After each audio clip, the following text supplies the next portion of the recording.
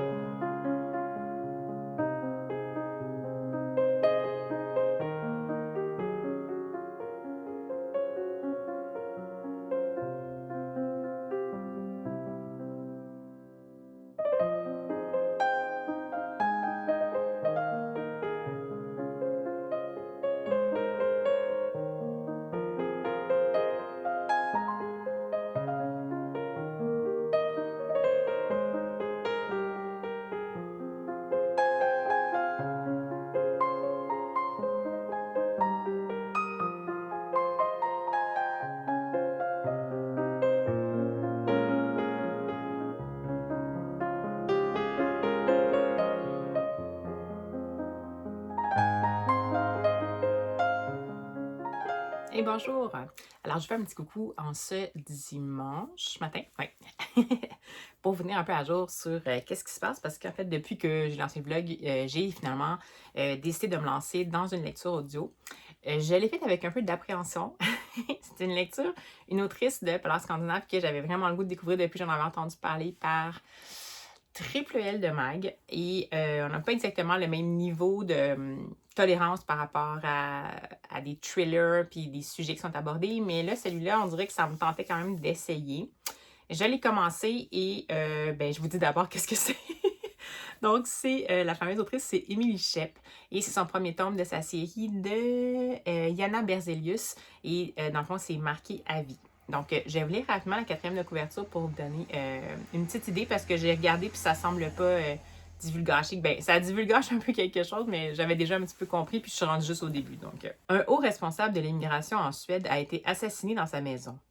La procureure Jana Berzelius enquête sur le meurtrier qui s'avère être un enfant. Ce dernier est à son tour retrouvé mort quelques jours plus tard.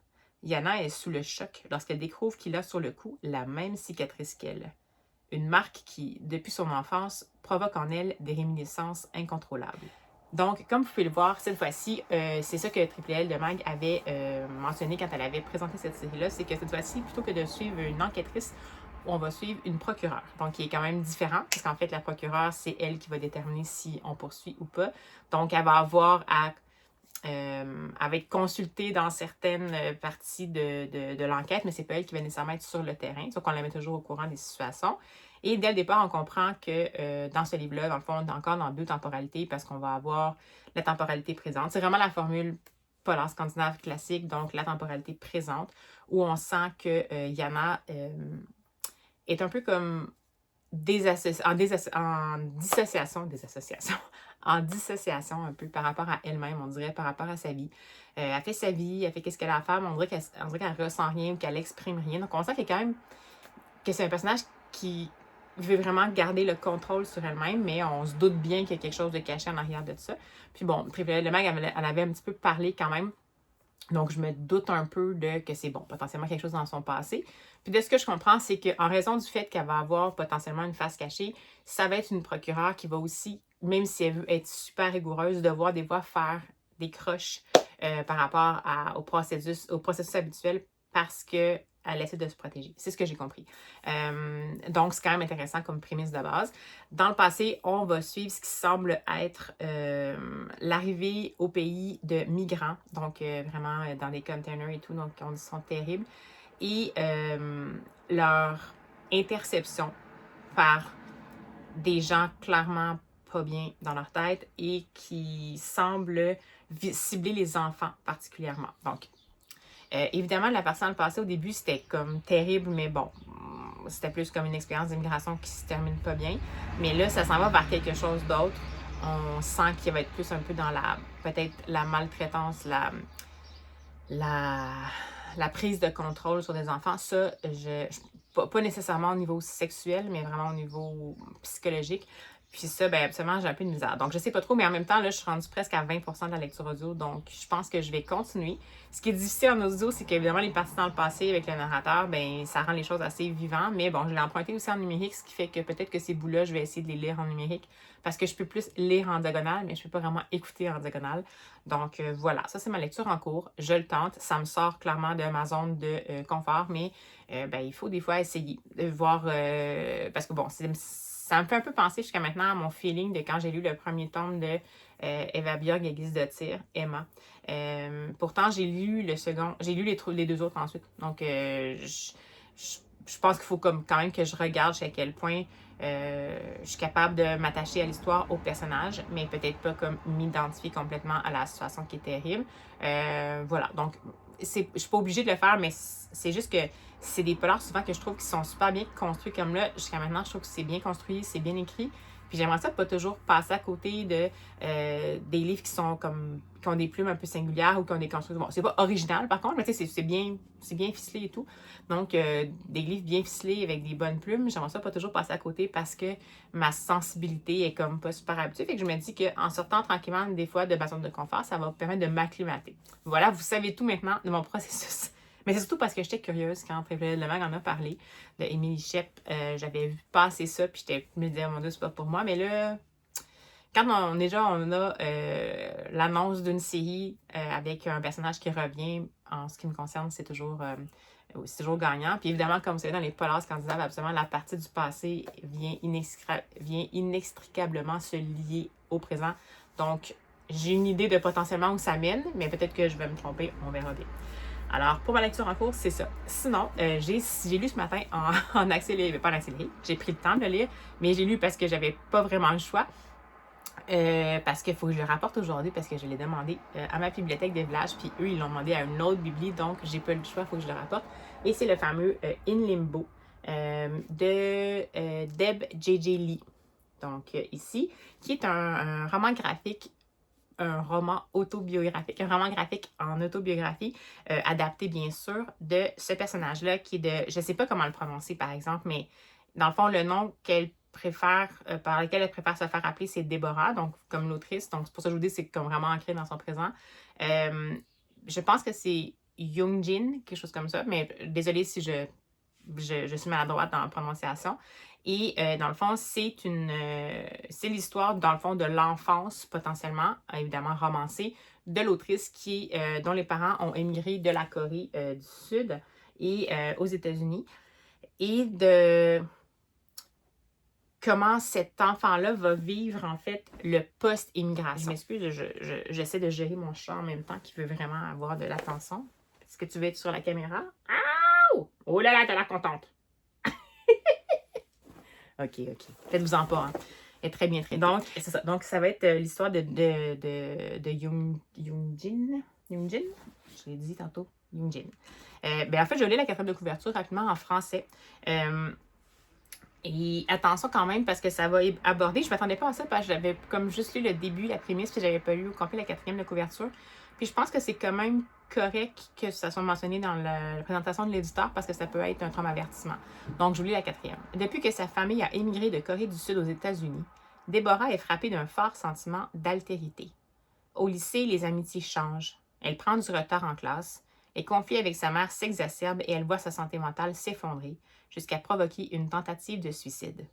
Mais Deb est résiliente et en comprenant son héritage et elle-même, elle guérit grâce à l'art. Bon, ça dit vraiment un peu tout, mais de toute façon, comme c'est une auto-fiction, mais c'est sûr que de toute façon, il n'y a pas de suspense en tant que tel, c'est plus comment c'est raconté.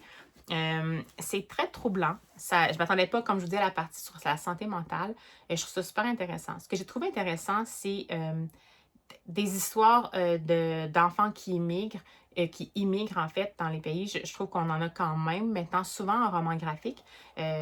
Puis on en a souvent soit sur le parcours d'immigration ou sur le après. Celui-là, ça se concentre sur le après. Puis j'aime bien le après parce que j'imagine que la perspective d'être une enfant d'immigrant, elle, dans le fond, est arrivée aux États-Unis. Cette créatrice-là est arrivée aux États-Unis à 3 ans, je pense. Donc, oui, elle a commencé sa vie en Corée, mais elle ne se souvient pas de grand-chose. Donc, pour elle, elle a grandi aux États-Unis, sauf qu'évidemment qu'elle n'est pas née aux États-Unis, puis ses parents sont coréens, donc c'est sûr que la culture est venue aussi avec eux, dans le fond, en immigration. C'est une culture différente. Puis ce qu'on va voir, c'est qu'à la maison, sa maman parle coréen et anglais, mais elle parle anglais. Donc, dès le départ, on va comprendre qu'elle a une relation assez difficile avec sa mère. Elle est dans une famille où la mère met énormément de pression sur sa fille, sur ses enfants pour réussir. Elle la pousse. Bon, ça fait partie de comment ça fonctionne. Et Déborah, elle sait pas comment gérer ça. Elle se sent, dès le départ, on sent qu'elle se sent apatride, entre guillemets. Donc, elle se sent ni américaine ni coréenne. Puis dans sa maison, elle a l'impression qu'elle n'a pas sa place. Puis à l'école ou dans la société, elle a l'impression qu'elle n'a pas sa place. Puis dès le départ, on voit que, bon, il y a évidemment, on l'a embriguée un peu dans le violon sans qu'elle peut-être qu'elle ait son mot à dire, donc elle a ça, mais on sent qu'elle se passionne plus pour le dessin, mais c'est difficile dans la famille de prendre position puis de dire, ben j'aimerais mieux continuer avec le dessin. Il y a aussi une grande part qui est dédiée à, bon, son adaptation, comme je vous dis, c'est un espèce de sentiment d'inadéquation depuis qu'elle est tout petite, depuis qu'elle est arrivée, qu'elle a géré puis autant dans sa maison, comme je vous dis, dans sa famille qu'à l'école. Et aussi son sentiment, sa grande soif affective, c'est-à-dire qu'à la maison, c'est très froid. C'est une famille qui exprime pas beaucoup les émotions et tout ça. Culturellement, et juste la personnalité des parents qu'elle a. Dans le fond, elle va avoir une soif d'avoir des liens, d'essayer de s'intégrer, d'exister parmi tout ça. Puis, elle va essayer de se faire des amis, mais ça ne sera pas nécessairement évident parce qu'elle est différente. Évidemment, elle a des traits qui sont coréens. Donc, par rapport aux États-Unis, ben, même si il y a toutes sortes de personnes qui ont différentes origines, puis c'est un beau melting pot. C'est sûr que, bon, dépendant de où on atterrit, ben, ça peut être dans un endroit plus homogène, entre guillemets. Puis, ben, elle est confrontée très jeune à la différence, aux préjugés des gens, à la maltraitance des gens qui vont même être violentes avec elle et tout ça. Donc, elle essaie de se faire des amis, puis c'est vraiment difficile. Puis, elle accorde une importance très grande au niveau affectif à ses amitiés parce qu'elle n'a comme pas beaucoup d'autres liens. Ce qui fait que comme elle se concentre sur ses amitiés, bien, quand ça se passe pas exactement comme prévu, ça l'affecte énormément. Ça nous affecte de toute façon quand on est un enfant ou un adolescent. Je sais pas si vous vous souvenez, moi, c'est pas si c'est plus loin, mais je m'en souviens quand même à quel point c'est des grands piliers dans ta vie. Puis, quand il se passe quelque chose comme ça, c'est vraiment la fin du monde. Puis, c'est pas... Des fois, les parents ont ri un peu de ça, mais c'est réellement ça pour l'enfant ou pour l'adolescent, c'est que il n'y a plus aucun repère qui fonctionne, donc on est complètement dans le vertigineux. Donc, on va la suivre évoluer là-dedans. On va la suivre essayer de voir comment elle est capable de éventuellement s'exprimer, mais c'est quelqu'un qui a comme l'air de s'excuser d'être comme elle est.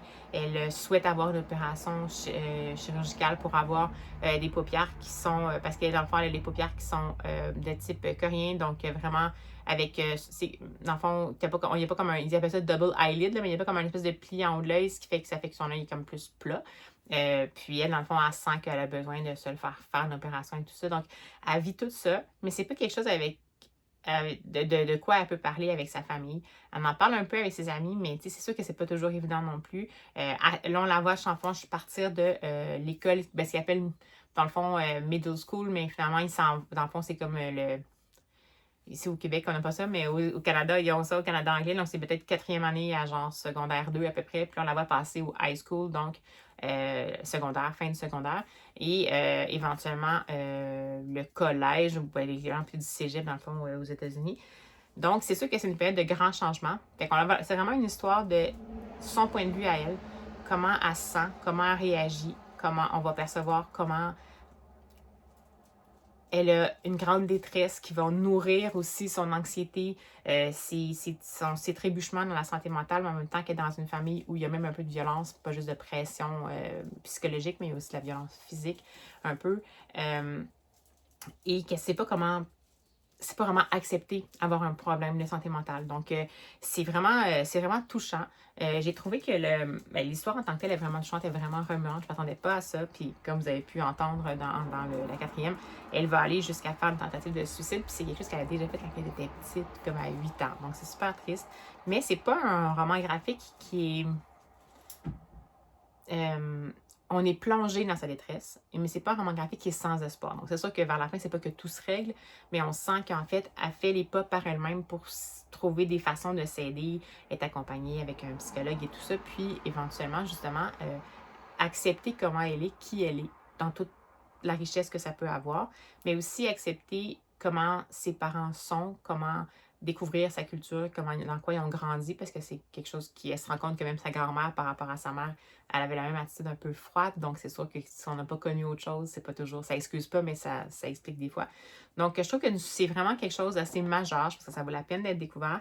C'est audacieux au niveau visuel, parce qu'on est ici en monochromie, donc on est vraiment en bleu foncé sur blanc. Donc, j'ai bien aimé le côté quotidien, mais en même temps, quand on tombe dans le côté, dans les émotions de la jeune fille, souvent on va être dans du sans-texte. Donc, on alterne entre une narration puis entre du sans-texte pour les moments où vraiment on est dans son intériorité, dans qu'est-ce qu'elle ressent.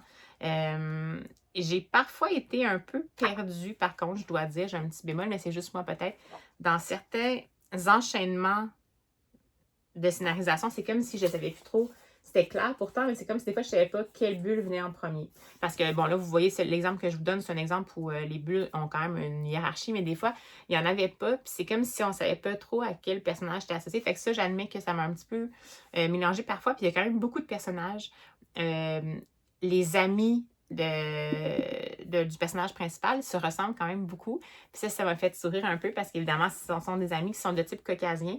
Puis je sais que c'est peut-être un petit peu un cliché, mais même pour quelqu'un qui n'est pas nécessairement des traits caucasiens, ben dans le fond, les caucasiens se ressemblent pas mal. Comme nous, on a l'impression que les gens qui sont soit coréens, vietnamiens, chinois, on a l'impression que c'est les mêmes traits, mais c'est pas du tout les mêmes traits. Donc, ça m'a fait rire parce qu'en fait, oui, il y a des différences, mais je dirais qu'au niveau visage, même s'il y avait l'air d'avoir des cheveux différents, souvent, ils se ressemblaient quand même un peu. Puis comme on est dans la monochromie, des fois, c'était pas nécessairement évident de se retrouver. Mais c'est une histoire qui remonte. Je pense que c'est nécessaire de la lire. Par contre, évidemment, attention au traumavertissement, dans le sens que c'est pour vous le côté santé mentale, détresse psychologique. Il y a même un petit peu d'automutilation. Scarification, automutilation. Mais c'est pas. On n'est pas dans le voyeurisme, juste j'aime mieux le mentionner, dans le fond. Et une tentative de suicide, c'est sûr que si. Moi, je trouve que c'est très bien amené, avec justesse, sans complaisance, sans rien. Puis c'est comme pas non plus la majeure partie du temps qui est passé là-dessus. C'est comme un enchaînement logique de la narration. Mais si pour vous, c'est trop, juste forcez-vous pas. Là. Mais c'est bien fait, par contre. Je peux vous dire que c'est bien fait. Mais même si c'est bien fait, ça se peut que ce soit trop pour certains. Donc, voilà pour ma lecture de In Limbo de Young-Jin Lee. Ici, la créatrice veut se faire appeler, donc son nom d'artiste, c'est Deb J.J. Lee. Donc, et moi, je l'ai lu chez First Second Books, mais je pense qu'il est publié chez Aquileos en français. Donc, si jamais vous voulez le lire. Alors, voilà pour ma lecture terminée. Et aussi, hier, quand j'ai terminé le travail, mon copain me dit « Ah, il y a une vente de livres quelque part. C'est une vente pour soutenir une société d'histoire. » Vente de livres usagés. Puis j'étais comme « Oh, est-ce que tu veux y aller? » J'étais comme « C'est sûr que je vais y aller. » Puis j'ai été quand même sage parce que je sais que là, vous voyez qu'il y a de la place, mais ça, c'est ma section pour les livres de bibliothèque. J'en ai juste moins, mais sinon, le restant, ça déborde. Donc, j'ai essayé de me dire « Je vais juste prendre quelque chose qui me tente. » Puis c'était pour une bonne cause. Puis là, je suis tombée sur ce livre-là. Donc, que je connaissais pas. En fait, c'est chez La Peuplade. C'est un auteur qui est islandais. Et je l'avais vu passer, puis ça me disait quelque chose, puis ça me tentait bien.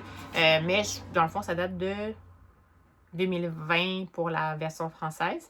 Mais bon, je l'avais vu, mais je n'étais pas trop certaine si je me lançais là-dedans ou pas. Mais je voulais la 4e de couverture, ça me tentait vraiment beaucoup, donc c'est parti. Quelque part en Islande, au bord de la mer, un village de maisons noires fait face à l'infini de l'eau. Dans son repère, un romancier peine sur sa vieille Olivetti à écrire la vérité d'un couple parti en vacances pour se retrouver. Qui s'amuse, se demande-t-il, déposant les feuilles dactylographiées sous la fenêtre sud claire. La radio, pendant ce temps-là, donne des nouvelles de notre monde.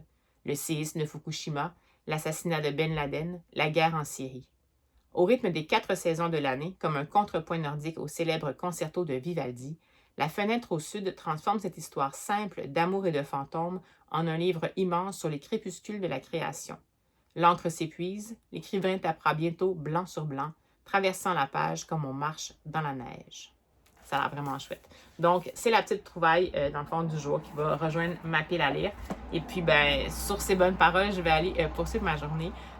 Mais je vous reprends dès que j'ai un peu plus avancé dans le fameux Emily Shep et si j'ai d'autres lectures spontanées. Allez, à tout de suite! Et bonjour! Alors, me voici sans un petit coucou parce que je suis passée par la bibliothèque puis je voulais vous montrer un peu rapidement les livres que j'ai été allée emprunter.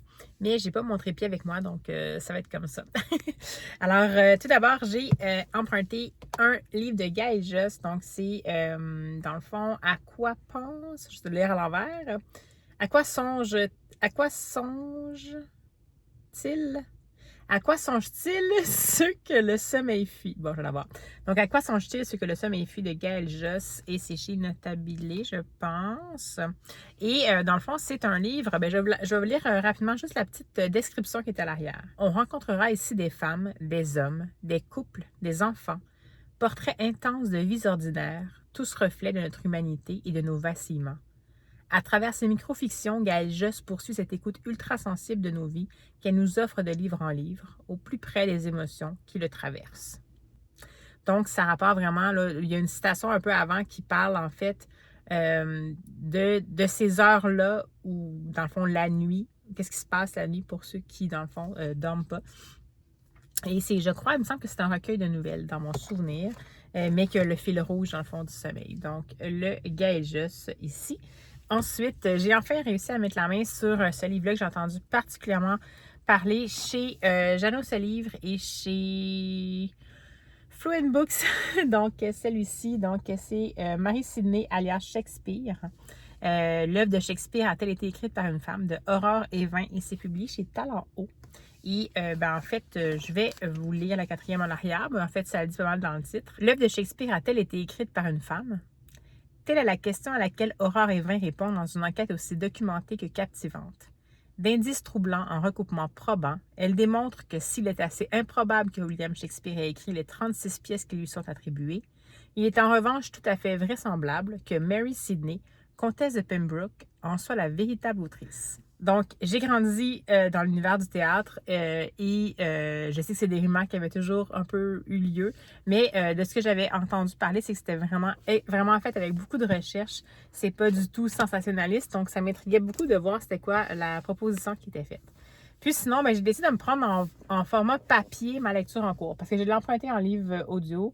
En livre numérique, donc c'est Marqué à vie d'Émilie Shep. Ça ne va pas focuser. On va voir, je ne sais pas si j'y arrive, non? Hop. Donc, Marqué à vie d'Émilie Shep chez HarperCollins. Et dans le fond, je vous en ai parlé un petit peu avant du résumé. Je suis dans ma lecture audio. C'est vraiment c'est très cruel, c'est très sombre, c'est très sordide. Je pense que je vais le finir parce que je pense que ça va être pire si je ne sais pas exactement comment ça va se terminer. Mais je ne suis pas certaine que j'ai la sensibilité suffisamment vaillante, disons, pour survivre à cet univers-là. Dans le fond, à l'arrière, puis ça avait été mis dans les quatrièmes de couverture aussi, ça dit que dans l'univers d'Émilie Shep, le Nord ressemble moins à un tableau mélancolique qu'à un conte cruel d'Anderson, et c'est vraiment ça. Ça implique le côté sombre de l'humain, le côté terrible, tout ce qui est jeu de pouvoir, tout ce qui est abus, ça implique l'enfance aussi. Bref, tout est négatif de l'humain. Et là, jusqu'à maintenant, en même temps, il y a comme quelque chose en parallèle où on veut vraiment savoir un peu le passé du personnage principal. Donc, on va voir. Là, je suis déjà rendue à plus que la moitié, donc je pense que je vais potentiellement le terminer, mais je pense que ce sera le dernier. Puis si je le prends en livre papier, c'est que je ne suis pas certaine que je vais être capable de l'écouter jusqu'à la fin parce que c'est vraiment, vraiment trop troublant pour moi.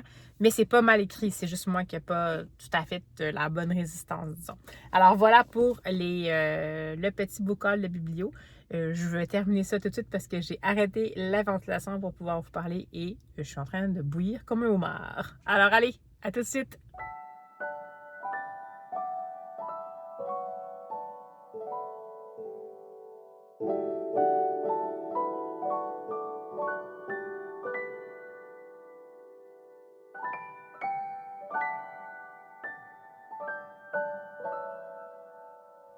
Une atmosphère très musicale qui se dégage du récit.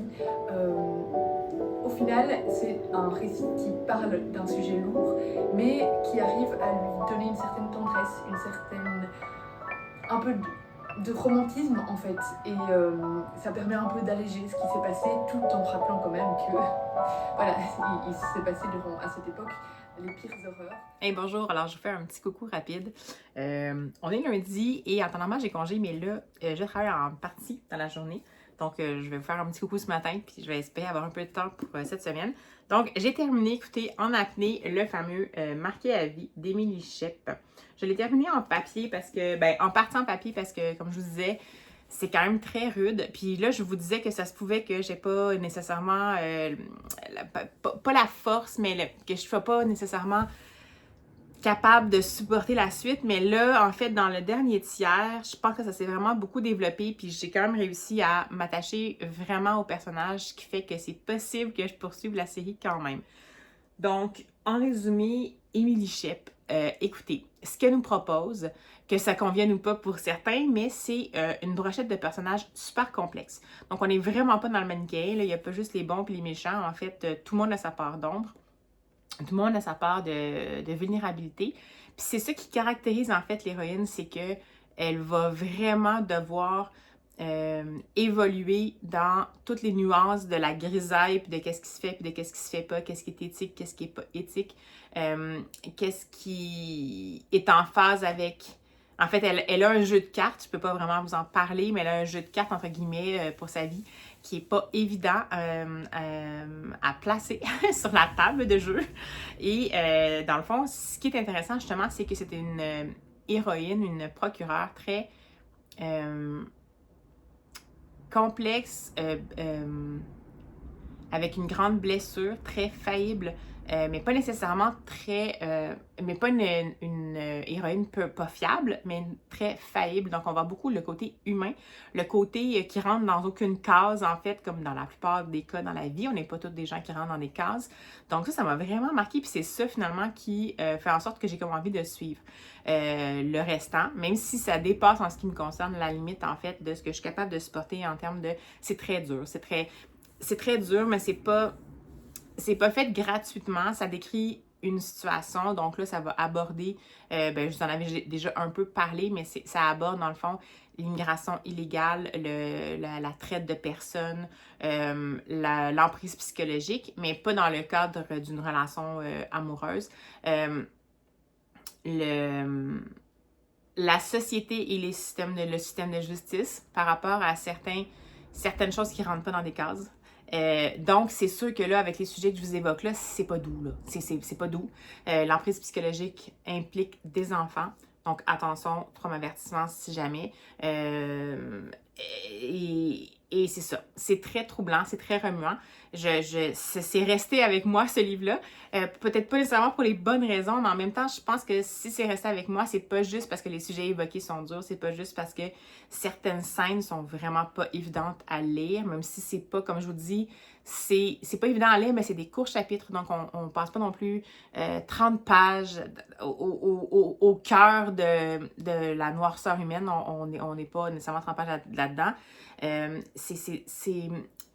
Même si c'est resté avec moi parce que je pense que c'est crédible, c'est quelque chose qui se peut, malheureusement, donc c'est ce qui est terrifiant. C'est un roman noir, c'est un roman glauque, puis je pense que la description à l'arrière qui dit qu'on est plongé un peu comme dans un conte cruel d'Anderson, c'est vrai, mais ce qui est terrible, c'est que même si c'est une ambiance de conte cruel, c'est comme ça se passe dans la réalité, puis ça peut se passer dans la réalité. Donc, comme je vous dis, qu'est-ce que j'ai aimé de ça? Bon, la plume de l'autrice, elle n'a pas une part... Ben, en même temps, je lis en traduction, hein, je sais pas, peut-être que si j'étais capable de lire le suédois, ça serait correct, mais là, pour le moment, c'est une plume qui est utilitaire, donc bien faite, efficace. On a un rythme quand même assez... C'est pas un rythme rapide, puisque ça a quand même la structure des romans scandinaves, c'est-à-dire qu'il y a toujours une bonne mise en contexte avant qu'on se lance dans les choses. On est quand même un peu dans la description, donc souvent, on va comme nous donner plein de détails un peu mathématiques, le style, je sais pas, moi... dans le fond, il va passer son passe devant le lecteur pour ouvrir la porte. Des fois, on donne plus de détails, mais c'est pas de la description style roman fleuve, là, vraiment, on est vraiment quand même dans un style qui est plus pour faire avancer l'action. Évidemment, ce qui est la force, c'est la galerie de personnages qui sont tous plus, comme je vous dis, faillibles les uns que les autres. En même temps, on suit quand même des gens qui évoluent dans le système de justice au cœur, qui sont des acteurs dans le système de justice, donc des policiers, procureurs, des avocats. Et évidemment, on suit le vrai monde aussi qui est impliqué là-dedans. Et c'est sûr que, attention, si jamais vous vivez dans un monde de licorne, c'est certain que ça fait voir le pire, en fait, de l'humain. Puis c'est malheureusement pas quelque chose qui ne peut pas se passer. Fait que je me répète, là, mais c'est ça qui m'a marqué, dans le fond, dans ce livre-là. Donc, la galerie de personnages, la façon d'aborder les sujets qui sont abordés et ce que ça nous laisse, ce que ça provoque comme réflexion, comment ça nous confronte à la réalité disons, au possible de la réalité qu'on connaît peut-être pas, comme moi, je suis pas vraiment dans ce milieu-là. Ça, j'ai trouvé que cette approche était vraiment judicieuse. C'est ce qui fait, comme je vous dis, que je vais vouloir lire la suite. Donc, je suis la première surprise. C'est pas un coup de cœur parce que en même temps, il n'y a pas, comme je vous dis, une écriture spécifiquement merveilleuse. C'est une bonne écriture. Elle n'a pas un style particulier, mais sa structure est bien faite. Les personnages, c'est vraiment la force. L'intrigue est peut-être pas... J'ai quand même vu venir des choses, mais en même temps, c'est comme pas critique qu'on le voit venir parce que en même temps, on est comme pas tant le goût que ce soit ça qui se passe Mais tu sais, c'est ça. Donc, c'est pour ça que c'est pas un coup de cœur. Puis c'est aussi que pour moi, ça dépasse en termes d'expérience de lecture, ça dépasse mes limites à moi. Mais ça, de toute façon, ça c'est subjectif. Puis c'est relatif à chaque personne, puis aux limites de chaque personne. Mais c'est une bonne lecture quand même. Donc, je suis quand même contente de m'être un peu bottée le derrière, puis d'être sortie un peu de ma crainte d'aborder cette autrice-là. Puis je pense que, pas tout de suite, parce que je me laisse reposer, mais ça fait peut-être faire partie des séries que je vais lire une fois de temps en temps pour essayer d'avancer, parce que ce personnage-là est vraiment fascinant, mais troublant. Donc, on dirait qu'on ne sait jamais trop jusqu'où elle va être capable de pouvoir aller dans son chemin à elle, qui n'est pas un chemin sans ornières, c'est un chemin avec des très grosses ornières. Alors voilà pour ma lecture terminée. Et sinon, finalement, j'ai décidé sur un coup de tête de me lancer dans une autre lecture papier, parce que, en fait, j'avais eu envie d'acheter un livre parce que j'avais vu Fluent Books dans une story sur Instagram qui avait dit qu'elle allait l'acheter. Puis là, j'avais lu la 4e, ça m'avait gros inspiré. Puis il est arrivé vraiment tardivement au Québec, puis j'ai enfin pu mettre la main dessus. Je vous l'avais présenté dans d'autres vlogs. Donc, c'est Sur l'épaule des géants de Laurine Roux. Et ça, c'est le format poche, évidemment, publié chez Folio. Et je vais vous lire la 4e de couverture, mais en fait, c'est qu'il y avait une lecture commune qui commençait aujourd'hui, donc je me suis in extremis insérée dans la lecture commune. Donc, je vais le commencer directement. J'aurais aimé savoir congé toute la journée pour l'avancer plus, mais on verra de toute façon comment ça se lit. Alors, je vous lis la 4e de couverture. C'est une citation au départ. « Dieu sait ce que cette petite va me coûter en psychanalyse avec une famille pareille. Au pire, elle finira artiste. Ce qui est toujours bon pour le cœur. Au mieux, elle aura du succès, ce qui résout d'autres problèmes, souriait la désormais arrière-grand-mère. Des découvertes de Louis Pasteur jusqu'aux attentats du World Trade Center, en passant par la Grande Guerre et mai 68, l'incroyable épopée du clan Agulon s'écrit sur 4 générations. Dans cette famille d'originaux, les femmes portent des noms de fleurs, les chats philosophes et l'on rêve autant de baisers que de microscopes ou de musique. Des Cévennes à Paris, la pétulante Marguerite nous entraîne dans des aventures rocambolesques à travers un siècle tragique et fabuleux, mais toujours trépidant. Ça a l'air vraiment bon. Donc, ça sera ma prochaine lecture avec mon petit signet de circonstance. Je l'aime bien celui-là, il est comme super simple. Hein? Une petite étagère ici de livres avec l'alphabet à l'arrière. Alors, voilà. Donc, lecture que je commence et je vous dirai ensuite s'il y a autre chose qui se trame dans mes lectures audio. Là, j'hésite un peu parce que si je lis celui-là, peut-être qu'il faudrait que je me trouve plus des podcasts à écouter, à moins que je me trouve un essai à écouter en audio. On verra bien. De toute façon, je vous reviens bientôt. Et puis, voilà, désolée pour ma tronche du matin, mais c'est comme ça. C'est la tronche du matin. Allez, à tout de suite. Hey, bonjour. Alors, je vous prends rapidement dans ma pause midi en direct de la studio mobile qui est un peu pleine. Puis en fait, je voulais me reculer pour que vous ayez une prise de vue moins... mais je peux pas. Mon banc est bloqué parce que j'ai trop de choses à l'arrière. Bref, me voici. Parce que, écoutez, je viens de terminer une lecture que j'ai pris un peu parce que je savais plus trop où me garrocher, puis j'avais vraiment le goût de lire quelque chose qui faisait du sens, qui donnait un peu du sens à ma semaine. Tout d'abord, je dois vous dire que je vous ai parlé que j'allais lire le livre je me souviens plus son nom. C'était Sur l'épaule des géants et c'était de Laurine Roux, c'est ça. Donc, j'ai dit, je vais le commencer, c'est en lecture commune avec Fluent Books et tout ça. Puis, je l'ai commencé, mais cette semaine, j'ai une semaine bien remplie, comme je t'avais dit. En tout cas, j'ai beaucoup de trucs à faire, puis j'ai pas beaucoup de temps pour lire papier. Donc, de m'asseoir puis lire. J'ai plus de temps en déplacement, dans la voiture. Ça me prendrait des livres audio. Mais, écoutez, j'ai tellement tergiversé. J'ai commencé le livre. J'aime vraiment beaucoup à date la narration. C'est super original, vraiment comique. Ça m'évoque un peu un mélange de peut-être Christian Bobin dans La folle allure, mais avec un peu plus un mélange de Christian Bobin, d'Olivier Bourdeau dans son En attendant Bojangles, puis de Daniel Pénac. Ça me donne un peu cet esprit-là pour moi, là, le fameux Laurine Roux. Et donc, jusqu'à maintenant, ça va, c'est des chapitres courts. Je sens que ça va être vraiment intéressant. Mais on dirait que j'avais pas envie de retourner au livre tout de suite. J'avais trop la tête pleine de choses. Donc là, j'ai pas envie de gâcher ma lecture parce que je voulais me forcer à la lire parce que j'ai décidé de m'inclure dans la lecture commune. Donc, j'ai fini par dire, écoutez, je serais pas capable de suivre votre rythme, mais je vais reprendre la lecture potentiellement la semaine prochaine parce que je vais être en vacances. Et là, je me suis ramassée devant un vide intersidéral. Je voulais choisir une lecture. J'ai plein de livres à la maison. J'ai des livres de bibli, mais je suis un peu comme dans la situation que je t'en ai déjà parlé, mais que Philo & Books avait évoqué, c'est-à-dire que j'ai beaucoup de livres à la maison qui sont des livres soit très récents, donc les versions audio ne sont pas encore sorties, ou des livres québécois parce que les livres québécois, le marché québécois n'est pas très gros. Ça coûte très cher faire des livres audio, donc il y a un peu moins de livres audio qui sont produits. Fait que souvent, dans les nouveautés, ça prend encore plus de temps avant que ça se rende. Donc, j'étais comme un peu prise parce que j'aurais aimé ça avoir un livre que je lis papier, mais que je continue en audio dans la voiture. Finalement, je me suis rabattue sur des podcasts dans la voiture. Là, je suis dans la grande librairie. Je suis ils ont des documentaires super intéressants. D'ailleurs, j'ai écouté un sur Virginia Woolf, puis un sur Colette. Je vais vous les mettre dans la barre d'infos. C'est vraiment super intéressant. Peut-être que vous les avez déjà vus parce que c'est pas nouveau.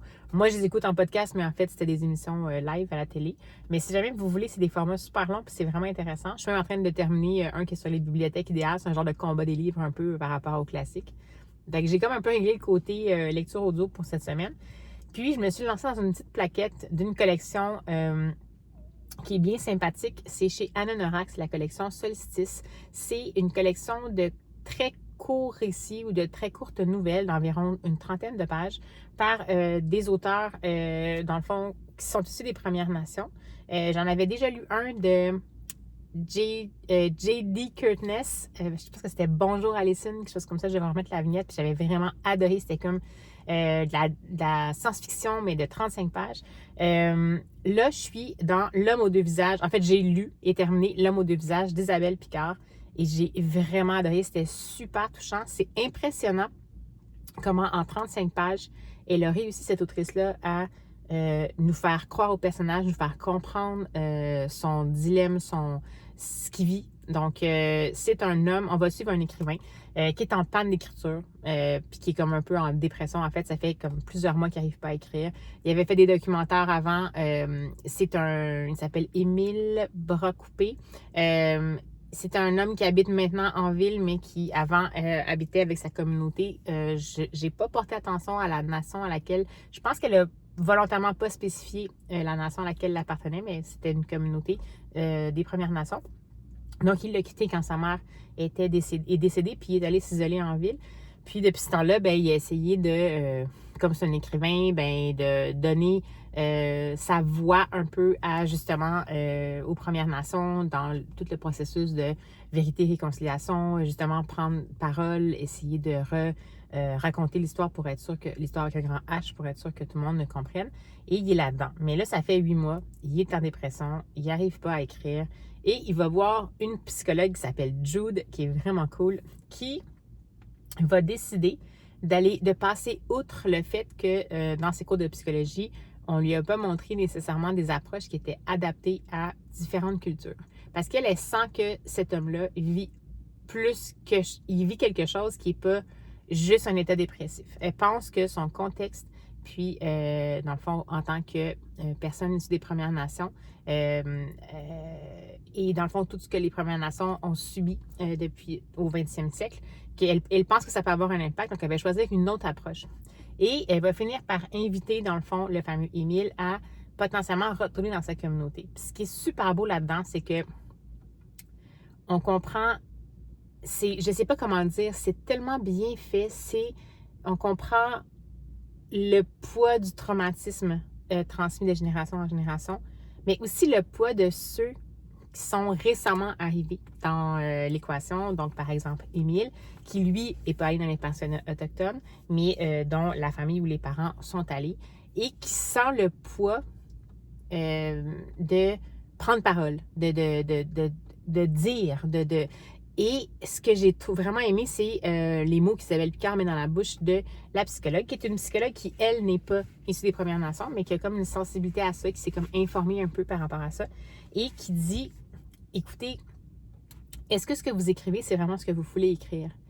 Puis c'est comme si, dans le fond, on sent que le personnage principal, il s'identifie à cette communauté, et en même temps, il est parti, on dirait, pour se sortir un peu de ça. Puis en même temps, il a super plein d'empathie, puis il vit tout le traumatisme, il ne se sent pas en mesure de ne pas être un porte-parole, mais en même temps, c'est quelque chose qui l'alourdit.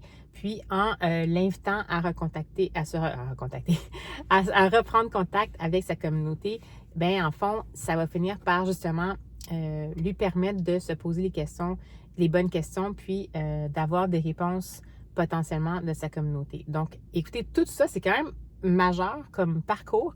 En 35 pages, c'est vraiment un bijou. Genre, il faut vraiment lire ça. J'ai trouvé ça excellent. C'est sûr que techniquement, c'est une nouvelle.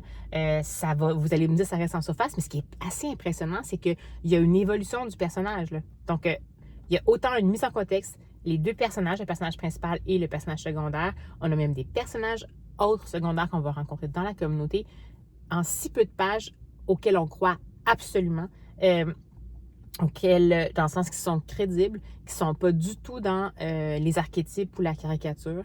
On est dans la nuance. On dirait que l'autrice a tout le temps dont elle a besoin pour mettre en mots ce qu'elle veut dire, mais en même temps, c'est tellement court, fait que c'est super impressionnant. Puis j'ai vraiment beaucoup, beaucoup aimé ça. Je trouve que ça apporte un regard tellement différent. En fait, un regard justement qui, évidemment, moi, en tant que, par exemple, une personne qui n'est pas issue des Premières Nations, qui m'intéresse potentiellement à ça, qui essaie de justement faire la différence pour essayer évidemment, qu'on n'oublie pas tout ce qui s'est passé là. Je trouve que ça amène tellement un regard différent sur justement, entre guillemets, la culpabilité des survivants, entre guillemets, pour les personnes qui sont issues des Premières Nations puis qui ont la possibilité de prendre parole. Je trouve ça tellement intéressant. Puis ce que j'ai aimé, c'est que c'est soufflé par le héros, dans le fond, c'est un écrivain qui est issu des Premières Nations. Puis c'est lui qui va trouver ses propres réponses. Mais ce qui est intéressant, c'est que c'est sa psychologue qui pourtant n'est pas issue des Premières Nations, mais qui prend la peine de s'informer puis de voir s'il y a des choses qui ne peuvent pas avoir un impact dans potentiellement la culture qu'il y a eu et potentiellement le choc traumatique intergénérationnel qu'il y a eu qui pourrait dénouer les choses alors que c'est pas une approche habituelle. Donc, tout ça, pour moi, ça a été parfait. Fait que si jamais vous avez si vous avez envie, Isabelle Picard, c'est une plume vraiment qu'il faut découvrir. Et ce petit opuscule-là, il vaut la peine, il est sorti fin avril. Puis vraiment, mettez ça dans votre liste. Et bien, dans le fond, la raison pour laquelle j'étais contente en plus de le découvrir finalement, c'est que, je ne sais pas si vous êtes au courant, mais vous allez le voir un peu partout. Le mois de juin, c'est le mois de la littérature autochtone, des littératures autochtones. Et il y a une initiative qui s'appelle En juin, je lis autochtone, qui a été mise de l'avant, entre autres, par les fameuses éditions Anonorak en collaboration avec les libraires indépendants. Et j'ai envie d'en lire un peu pendant justement ce mois-là. Donc, j'étais bien contente de pouvoir avoir l'opportunité de découvrir cette plume-là de cette manière-là. Puis ça a vraiment C'était exactement la chose que j'avais besoin de lire. Ça ne règle pas le problème sur ma prochaine lecture, mais pour le moment, ça fait tellement du bien de lire ça, dans le sens où, pas du bien dans le sens que c'était doux, puis ça me disait juste ce que j'avais envie d'entendre, mais justement parce que c'était tellement écrit avec finesse, justesse et nuance que j'ai trouvé ça inoubliable. Alors sur ce, je vous dis à tout bientôt parce que là, il fait trop chaud dans la voiture.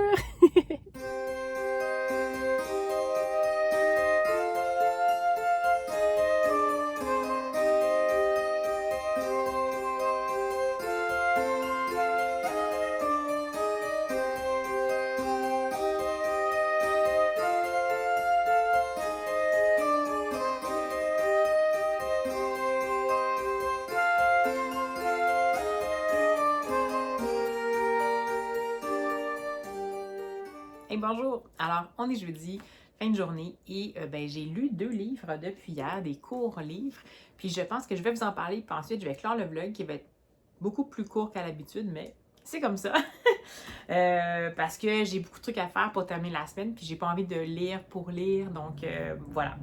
Alors, tout d'abord, qu'est-ce que j'ai lu? J'ai finalement lu ce que j'avais dit que je voulais lire cette semaine, donc le fameux 2060 de Lorraine Bastide au Diable Vauvert, donc... écoutez, je vous avais lu la 4e de couverture. J'avais beaucoup d'attentes par rapport à ce livre-là, puis je pense que j'ai une lecture un peu mitigée.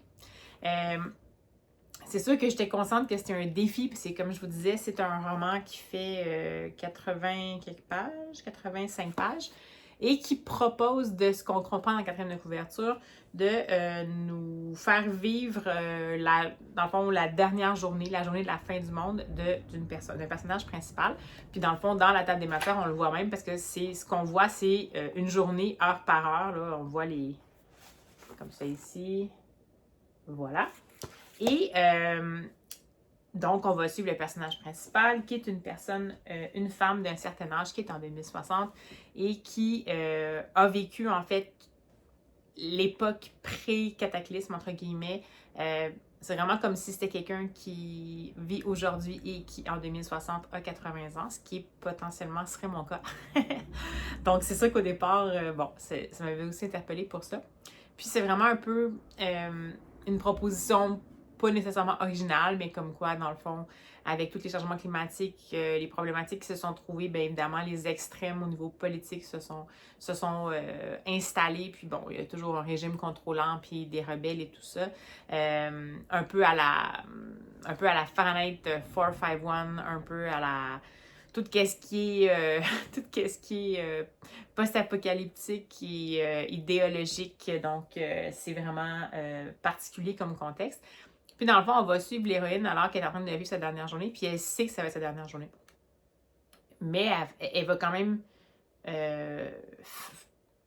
vivre sa journée au fur et à mesure, comme si c'était n'importe quelle journée, mais en ayant vraiment en avant-plan l'idée que c'était une journée fatale. Et évidemment, à travers ça, on va l'avoir ressassé des souvenirs. Donc, c'est comme ça que le lecteur va apprendre un peu qu'est-ce qui s'est passé avant, qui elle a rencontré, que c'est une femme qui avait un mari, des enfants, puis qui a décidé que finalement, à un moment donné, a tout quitté parce que dans les années 2020, elle considérait qu'elle ne pouvait plus rester apathique par rapport au changement climatique, puis faire des choses, puis il fallait vraiment qu'elle devienne militante. Donc, on va vraiment suivre son parcours, qui va devenir vraiment un parcours inspirant. Il y a une notion aussi de symbole conservation parce que c'est quelqu'un qui va, un peu comme je vous dis, un peu à la Fahrenheit 451, mais qui va essayer de sauver un peu les livres parce qu'elle travaillait dans la bibliothèque. Donc, les livres qui font état d'idéologies qui sont désormais interdites. Et tout ça, ça va aborder autant, comme je vous disais, l'anxiété de fin du monde, un peu la quête de sens, la hiérarchisation entre famille, quête de sens, implication sociale, amour et tout ça. Donc, et voilà, on va passer à travers sa journée. Il va se passer des péripéties, mais c'est ça. C'est ça. On dirait que je sais pas qu'est-ce qui est arrivé, c'est que j'aimais beaucoup la prémisse. Le personnage, ça commençait bien, mais j'ai comme pas vraiment réussi à m'attacher au personnage. C'est dommage parce que c'est comme si j'avais l'impression qu'on plantait pour moi un contexte, un décor, des personnages, mais c'est comme si pour moi ça restait toujours très distant. À moins que c'était peut-être ça la volonté de l'autrice. Si c'est le cas, ça a réussi, mais avec moi, ça n'a pas fait en sorte que j'ai eu une expérience de lecture extrêmement plaisante. J'ai trouvé que la plume était intéressante dans le sens où le style est intéressant, puis la structure, je la trouvais originale. Mais au bout du compte, je suis restée sur ma faim. J'ai trouvé qu'il manquait de viande autour de l'os. En même temps, je sais que ça reste un court récit. Mais juste pour vous dire que dans le même vlog, je vous ai parlé du fameux court roman d'Isabelle Picard qui fait 56 pages et qui nous a permis de faire un tour d'horizon dans la vie de quelqu'un, puis même à la limite la vie des Premières Nations quasiment, en faisant en sorte qu'on se sentait impliqué, qu'on croyait au personnage et tout ça, alors que dans ce cas-ci, on dirait que c'était pas ça qui se passait. La seule chose que je peux voir, puis je vous dirai pas, ça c'est le lendemain que je pense à ça, mais la seule chose que je peux voir, c'est qu'il y a un événement, donc une fin, qui est un peu un principe de nouvelle, même si c'est un roman, dans le sens que c'est une fin qui va déranger. C'est une fin à laquelle on ne s'attend pas exactement. On pense qu'on s'y attend, mais finalement, on ne s'attend pas exactement à ça.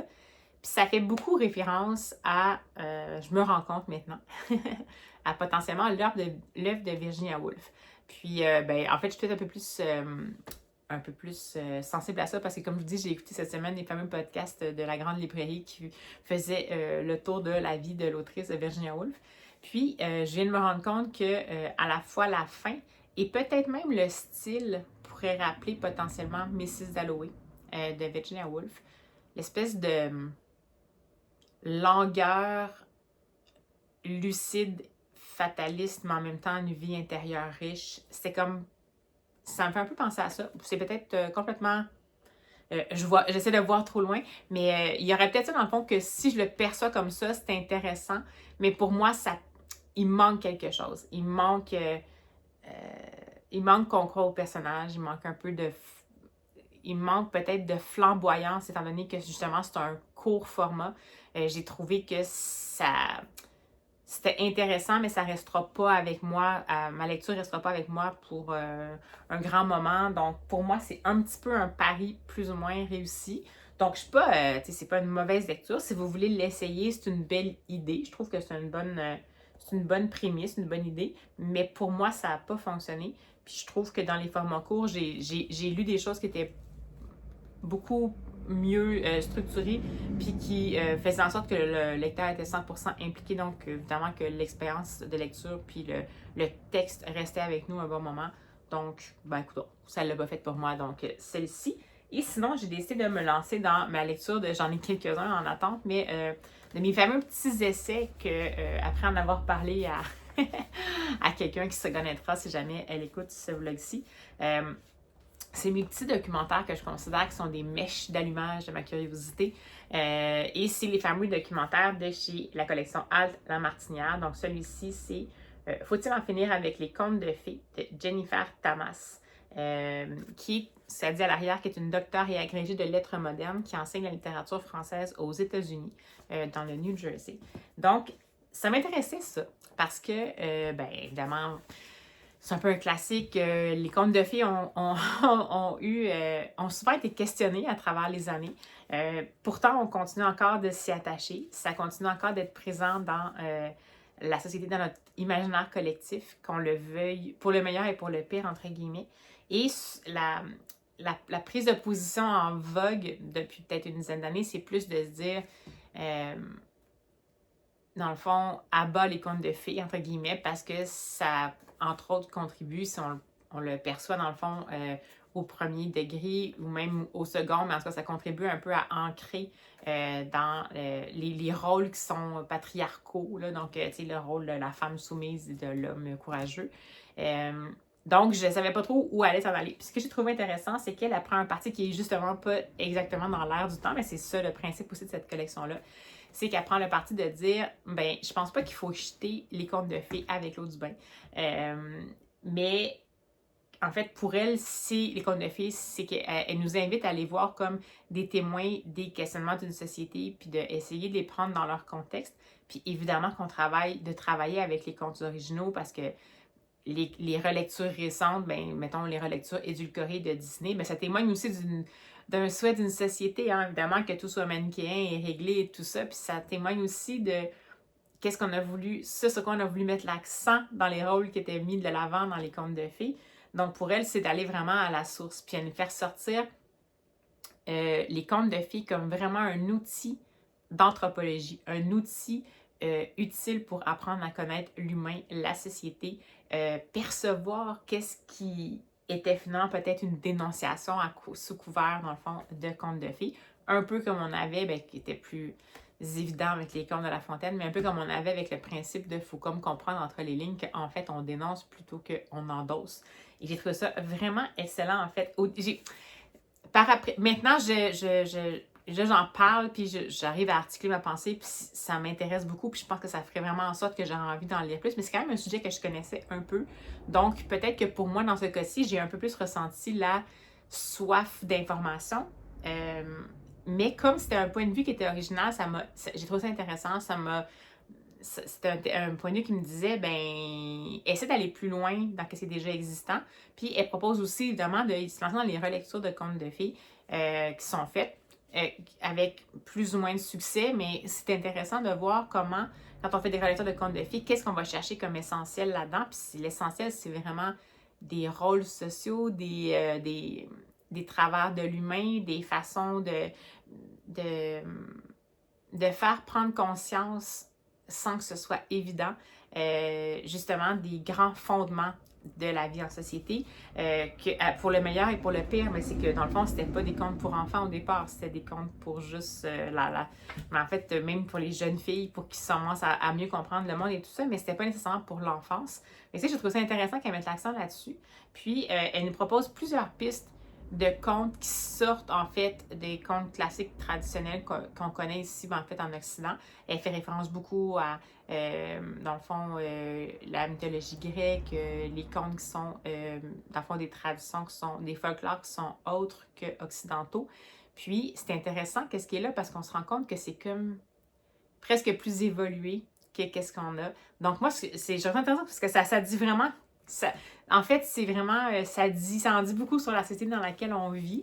Donc, je trouve ça intéressant de voir comment elle pouvait arriver à justement attiser la réflexion puis à nous faire relire, revoir en fait dans notre tête tous nos repères, toutes nos perceptions qu'on avait par rapport à ça en se disant, ben en fait, c'est qu'on est peut-être en train d'être un peu en train de faire une critique de la société de nous-mêmes, mais en fait, ça, c'est le reflet de la société. Puis je vais quand même je vais vous lire une courte citation. En fait, c'est deux moments qui se trouvent à la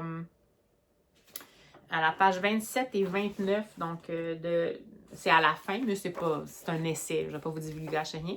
Puis je trouvais justement que ça résumait pas mal bien qu'est-ce qu'elle voulait faire. Donc, après une bonne réflexion, plusieurs des approches dans différents horizons, comme je vous disais, différentes sources aussi pour les contes de fées, différentes prises de position et analyses, elle dit « C'est parce que les contes de fées s'ouvrent à plusieurs interprétations qui nous encouragent à relativiser nos connaissances et à porter sur le monde un regard nouveau et tolérant. » Donc, ça, je trouve ça super intéressant. Évidemment, c'est une enseignante, donc c'est sûr qu'elle a peut-être un peu cette vision-là, mais je pense que ça s'applique à tout le monde.